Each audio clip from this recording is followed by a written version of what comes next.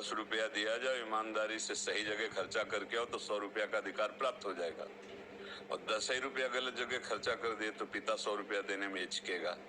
यद्यपि तुम्हारी ही संपत्ति है, तुम उनके बेटे हो, पर तुम्हारी बुद्धि अभी ठीक नहीं है, सुख वांछा से युक्त है। धन का उपभोग करके हम अपनी मान, प्रतिष्ठा, वासना की पूर्ति करना चाहते हैं और यही हमको बांधे हुए है। तो हमारा पिता परमानंद प्रदान करना चाहता है, इसलिए वो कहता है इस वासना, इस ममता और आसक्ति और भोगों में सुख है, इस भावना का तुम्हारे को हटाना है।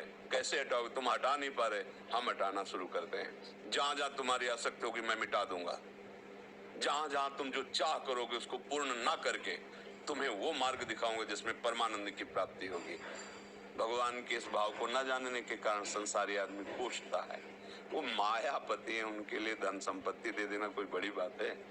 एक आदमी 10-20 उसके भैंस गाय सब ठीक, खूब खान पान, 4 पाई डाले, आराम से बैठा था, नौकर चाकर दूध दूह रहे थे सब। भगवान शंकर और पार्वती जी ने दृष्टांत से समझाया गया है कि कहा कि चलो हम तुम्हें भक्त के दर्शन कराते हैं। पार्वती जी से कहा, उसके दरवाजे गए और कहा भैया 100 ग्राम दूध मिलेगा? साधु वेश में, हमारे ठाकुर शालिग्राम जी, उनका अभिषेक करना है। चल दिए सुबह से मांगने के लिए, दबका के भगा दिया। महादेव जी दूर हटे और कहा भगवान जितनी इसके पास संपत्ति है इससे 100 गुना इसको और दे दो। पार्वती जी को थोड़ा सा लगा सब अवघड़नाथ कहते, इनको है भी अवघड़नाथ। उसने 100 ग्राम दूध नहीं दिया और इन्होंने वरदान दे दिया कि जितनी संपत्ति है उससे 100 गुना और बढ़ा दो, पर कुछ नहीं बोले। गए तो एक नगर के किनारे गंगा जी के तट पर फूस की झोपड़ी में एक भगत रहते थे, उनकी माँ थी उसी में, और एक गाय थी जो 100-200 ग्राम ही दूध देती होगी। देखा संत वेश में उमा पार्वती जी को, आओ आओ वे साष्टांग दंडवत की, चरण पखारे, भगवान मुझ गरीब के पास तो गाय का दूध केवल है। भगवान शिव ने कहा पिया। कुटिया से बाहर निकले, शाम जा रहे हैं, रुका भगवान कृपा करके आते रहना। भगवान कृपा करो इसकी मैया और गैया दोनों का अपहरण कर लो, इसकी गैया और मैया दोनों को हटा दो। पार्वती जी जब आगे गई तो बोली देखो हम वहां तक तो बर्दाश्त हो गया, जिसने सादर तुम्हें प्रणाम किया, बातचीत करने के लिए मैया थी, जीवन यापन के लिए गैया थी, उसने तुम्हें दूध पिला, तुम कहो उसको भी मार दिया। और जिसने एक बूंद दूध नहीं दिया कहा 100 गुना संपत्ति और हो जाए। तो हमारी बातें समझ में नहीं आई कि आपका स्वभाव क्या है। बोले तुम समझ नहीं पा रही हो, वो इतनी संपत्ति में मुझ महादेव को साधु रूप में अपमानित कर रहा है।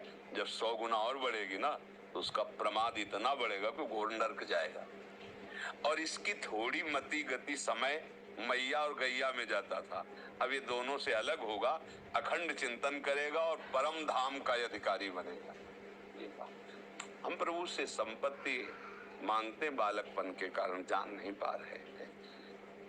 जैसे वो हमें परिस्थिति दी है बिल्कुल हमारे योग्य है, मान लो मेरी बात, जैसी परिस्थिति दी है हमारे योग्य है। हमको क्या करना चाहिए? परिस्थिति का सदुपयोग करके भागवती की स्थिति प्राप्त करनी चाहिए। हम परिस्थिति सुधारने में पूरा जीवन लगा दें फिर भी नहीं सुधरेगी।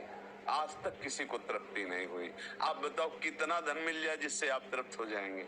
किसी से भी पूछा जाए, समझ रहे हो?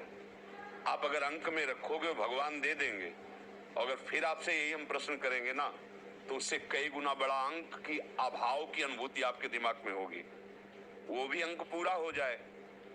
वो भारत में ऐसे भी धनी हैं जिनके कई करोड़ रोज आए हुए हैं, क्या उनसे पूछो तसल्ली है तुम्हें? तुम्हारे आए हुए से तुम संतुष्ट हो? नहीं, उपाय में लगे हुए हैं और आए हो। भैया ये माया है, इसमें अति लघु रूप रखना पड़ेगा। सुरसा जी ने 8 तो हनुमान जी 16 तो 32 तो 64 बढ़ती चली गई सुरसा जी। जब सत जोजन ते ही आनंद की ना तो चतुरता इसी में अति लघु रूप पवन सुत लीना। अंदर प्रेरित बोले हो गया माता, अब मैं आशीर्वाद दो अपने काम के लिए जाए। यहां से निकल सकते हो तो त्रणादपि सुनी चेन तरोरियु सहिष्णुना अमानिना मान देन कीर्तनी या सदारी, निकल जाओगे।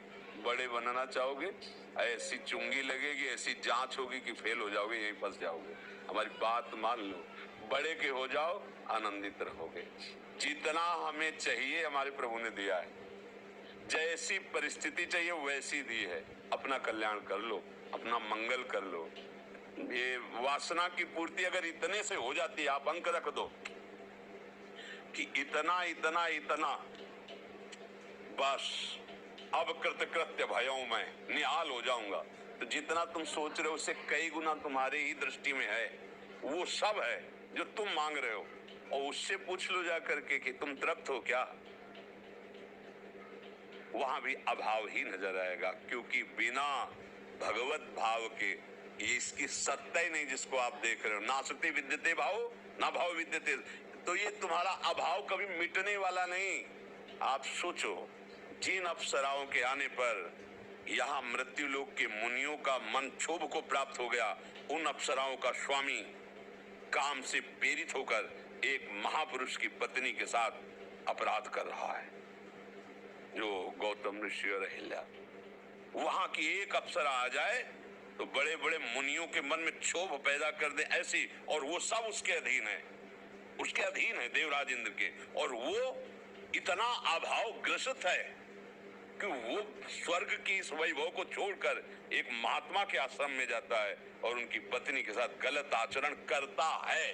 अहिल्या चरित्र में आप पढ़ के, अभाव देवराज इंद्र का भी नहीं पूर्ण हुआ है, जो त्रिभुवन पति है। भैया ये भ्रम है कि अगर इतना कुछ, एक अपनी मान्यताएं हैं, एक लड़का हो जाए, एक लड़की हो जाए, एक ऐसी नौकरी हो जाए, इतना रुपया हो जाए, एक मकान हो जाए, एक गाड़ी हो जाए, बस हम निहाल हो जाएंगे। और जो तुम सोच रहे हो इससे कई गुना किसी के पास है, लेकिन वो परेशान है, उससे कई गुना बढ़कर है, वो भी परेशान है। मतलब समझो, धन प्राप्ति से आपके अभाव की दूरी नहीं होगी, भगवत प्राप्ति से आपके अभाव की पूर्ति है। अब कछुनाथ न चाही मोरे तभी होगा जब चरणारविंद का सानिध्य मिलेगा। मेरी बात मान लो, धन संपत्ति से तुम्हारा अभाव दूर होने वाला नहीं प्यारे। वो मायाधीश है, एक ही पर्वत ऐसा है इसी मृत्यु लोक में जो 400 कोस का, सोचो, सुमेरु पर्वत पूरा सोने का है, लंबाई चौड़ाई बराबर, किलोमीटरों की बात नहीं है, योजनों की बात कही गई। उसके लिए कोई देना, रत्न गर्भा पृथ्वी में जैसे पीली मिट्टी निकलती है, गेरू लाल मिट्टी निकलती है, ऐसे सोना चांदी हीरा जवाहरात मिट्टी, रत्नाकर कहा गया समुद्र को, एक से एक रत्न। भैया इनसे काम नहीं चलने वाला। हमें लगता है कि अगर हमारे पास संपत्ति होगी तो क्या करेंगे, मनोइच्छित भोग भोगेंगे। मनोइच्छित भोग भोगने से तुम्हारी दुर्गति हुई है। ये भोग भोगने से शांति प्राप्त कराने की जो हमारे अंदर मन बुद्धि प्रेरणा देता है, गलत प्रेरणा देता है। क्योंकि भगवान कह रहे त्यागा अनंतरम, भोगों के त्याग से शांति मिलती है। मेरा मन शिक्षा क्या दे रहा है कि भोग अगर मिल जाए, भोग के कारण ही धन का है महत्व। अगर आपको 1 ट्रक रुपया भी 1000 वाला दे दिया जाए तो आप क्या करोगे? यही लगेगा इस कबाड़ को क्या करें। क्यों? क्योंकि उससे कोई सामान नहीं मिलेगी, बंद है ना। और अभी तो उससे सामान मिल जाएगी। मतलब भोग प्राप्ति प्रधान वृत्ति होने के कारण धन का महत्व है। भोग प्रधान वृत्ति नहीं हमारी दुर्गति की है। मतलब हमारा मन हमारी बुद्धि किस चाल में फंसा रहा है? दुर्गति के लिए फंसा रहा है। अब ये बात बिना पवित्र बुद्धि के आप कैसे समझोगे? अगर धन प्राप्ति से हमारा काम पूरा जीवन आनंदमय होता तो हम जितना सोचते उससे कई गुना बढ़कर किसी के पास धन है वो आनंदित नहीं है। भगवान के मिलने से ही आनंद मिलेगा। तब लग कुशल न जीव को सपने हो मन विश्राम, जब लग भजत न राम को शोक। संतोष आ जाए अभी बहुत बड़े धनी हो जाओगे। बिन संतोष न काम न साही, और अछत काम सुख सपने होने। बढ़ती चली जाती वासना, बढ़ती चली जाती। कभी मन में होता है कि अगर ये वो व्यक्ति मिल जाए, वस्तु मिल जाए, मैं इसे प्राप्त कर लूं, सुखी हो जाऊं। अगर वो मिल जाए तो कुछ ही दिन बाद आप देखोगे फिर तीसरे पे नजर चली जाएगी, फिर चौथे पे। मतलब आप गंदे होते चले जाओगे, गिरते चले जाओगे। आज तक कहीं किसी को विश्राम नहीं मिला है। इसलिए भैया मेरी बात मान लो, अपने 2 भुजाएं हैं, दत्तात्रेय जी को प्रसन्न करके 1000 भुजाएं की शास्त्राबाहु अर्जुन ने। उसकी ऐसी सिद्धि थी, 80,000 वर्ष तक जवान रह करके विषयों का भोग किया। किसी का धन खो जाए और याद कर ले शास्त्राबाहु अर्जुन तो धन मिल जाए, ऐसा उसका प्रभाव था। पर वो भी अभाव में ही था, क्योंकि जब जमदग्नि जी के आश्रम में गया और गाय का प्रभाव देखा कि सब चीज तो एक से निकल रहा है, कोई रसोइये की जरूरत नहीं, केवल गाय पूर्ण कर रही, क्योंकि कामधेनु है, अपहरण किए नहीं। परशुराम जी ने छुड़ाया, ऐसा जमदग्नि जी को मार दिया। देख लो अभाव कितना है उसको, एक ऋषि को मार दिया। ऋषि के काम यज्ञ कार्य में उपयोग में आने वाली गाय छीनने के लिए भारी अपराध किया। भगवान परशुराम जी के द्वारा पूरे वंश का विनाश किया गया, काट काट के फेंक दिया। अभाव रहित था क्या वो? एक गाय की शोभा महिमा देखकर वो इतना बड़ा, जो 88 हजार वर्ष तक भोगों में ऐसे रमण कर रहा है, सारा वैभव है, भगवान दत्तात्रेय जी की बड़ी कृपा है, वो आदमी इस कोटि का, निम्न कोटि का अभाव ग्रसित एक महात्मा की गाय चुराने के लिए महात्मा की हत्या कर दी, जमदग्नि जी का वध कर दिया, और वो गाय चुराए भाग परशुराम जी को। तो ये आप समझो, अभाव केवल भगवान की प्राप्ति से दूर होगा। हिरण्यकश्यप ऐसा तपस्वी था, बड़े बड़े देवता हाथ जोड़े खड़े रहते थे। रावण ऐसा भयंकर बलि था, जहां जाके भुजा बजा देता, लोग के लोग खाली हो जाए, थर्राए। अभाव ग्रसित था कि नहीं था? वो भी यथा थोड़ी था कि अब मुझे कुछ नहीं चाहिए, वो भी अभाव ग्रसित जल रहा था। हिरण्यकश्यप जल रहा था। आप सच्चाई की बात समझो, कोई कितना बड़ा वैभवशाली हो जाए, जब तक भगवान का भजन नहीं करेगा, भगवान का अनुभव नहीं करेगा, तब तक अभाव नहीं जाएगा।